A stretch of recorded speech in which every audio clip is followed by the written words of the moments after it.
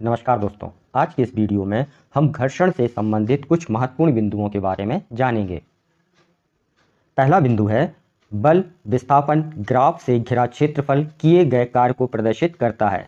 हम बल और विस्थापन के बीच जो ग्राफ खींचते हैं उसमें घिरा हुआ क्षेत्रफल कार्य को प्रदर्शित करता है। अगला बिंदु है गुरुत्वाकर्षण अथवा वैद्युत बलों द्वारा किया गया कार्य तय किए गए मार्ग पर निर्भर नहीं करता, यह वस्तु की प्रारंभिक तथा अंतिम स्थितियों पर निर्भर करता है। इस प्रकार के बलों को संरक्षी बल कहा जाता है। जब संरक्षी बल को प्रभाव में गति कर रही कोई वस्तु अपने प्रारंभिक बिंदु पर वापस लौट जाती है तब किया गया कुल कार्य समाकलन dw बराबर 0 होता है।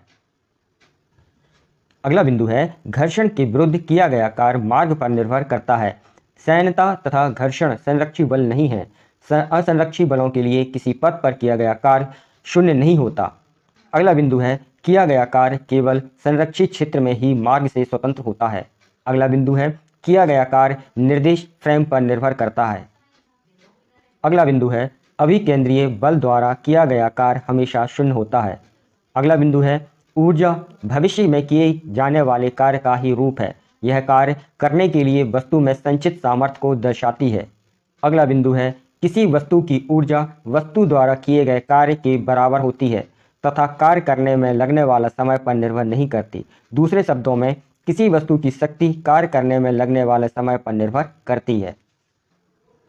अगला बिंदु है अभिकेंद्रीय बल द्वारा किया गया कार्य हमेशा शून्य होता है। अगला बिंदु है ऊर्जा भविष्य में किए जाने वाले कार्य का ही रूप है। यह कार्य करने के लिए वस्तु में संचित सामर्थ्य को दर्शाती है। अगला बिंदु है किसी वस्तु की ऊर्जा वस्तु द्वारा किए गए कार्य के बराबर होती है तथा कार्य करने में लगने वाले समय पर निर्भर करती है। दूसरे शब्दों में किसी वस्तु की शक्ति कार्य करने में लगने वाले समय पर निर्भर करती है। जब किसी वस्तु पर कार्य किया जाता है इसकी गतिज अथवा स्थित ऊर्जा बढ़ती है। जब किसी वस्तु द्वारा कार्य किया जाता है इसकी गतिज अथवा स्थितिज ऊर्जा घटती है। अगला बिंदु है कार्य ऊर्जा प्रमेय के अनुसार किया गया कार्य ऊर्जा में परिवर्तन के बराबर होता है, अतः W बराबर डेल्टा E। कार्य ऊर्जा प्रमेय मुख्यतः किसी गतिशील वस्तु को रोकने हेतु आवश्यक न्यूनतम बल अथवा इस प्रक्रिया में वस्तु द्वारा तय की गई न्यूनतम दूरी की गणना में सहायक होती है। किसी गतिशील वस्तु को विरामावस्था में लाने में किया गया कार्य वस्तु की गतिज ऊर्जा में होने वाली कमी के बराबर होता है। अगला बिंदु है निकाय की स्थितिज ऊर्जा बढ़ती है जब इस पर संरक्षी बल कार्य करता है। किसी वस्तु की गतिज ऊर्जा हमेशा धनात्मक होती है। अगला बिंदु है यदि किसी वस्तु का संवेग n गुना कर दिया जाए तो उसकी गतिज ऊर्जा n गुना बढ़ जाती है। इसका अर्थ है कि जितनी गुना वस्तु का संवेग होगा उतने ही गुना उसकी गतिज ऊर्जा बढ़ जाती है।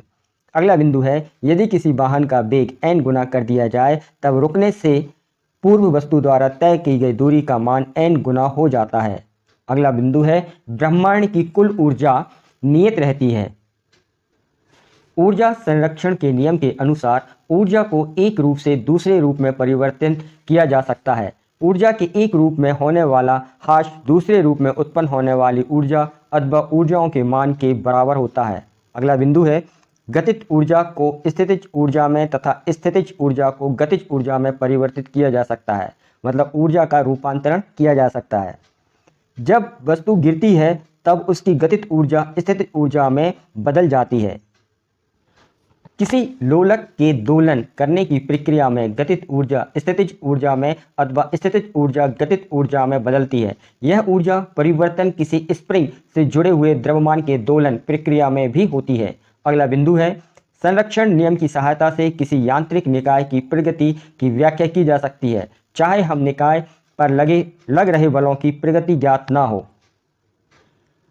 यद्यपि नाभिकीय बलों की पूर्ण प्रगति हमें ज्ञात नहीं है, परंतु संरक्षण नियमों की सहायता से हम उन प्रश्नों को भी हल कर सकते हैं जो कि नाभिकीय बलों पर आधारित हैं। अगला बिंदु है संरक्षण नियमों का उल्लंघन यह दर्शाता है कि उस घटना का कोई अस्तित्व नहीं है, अर्थात वह घटना संभव नहीं है। प्रश्न या सुझाव को कमेंट्स बॉक्स में लिखें। चैनल से जुड़े रहने के लिए चैनल को सब्सक्राइब करें। वीडियो समझ में आया हो तो वीडियो को लाइक व शेयर करें। वीडियो को समझने में कठिनाई गई हो तो उसे कमेंट्स बॉक्स में अवश्य लिखें।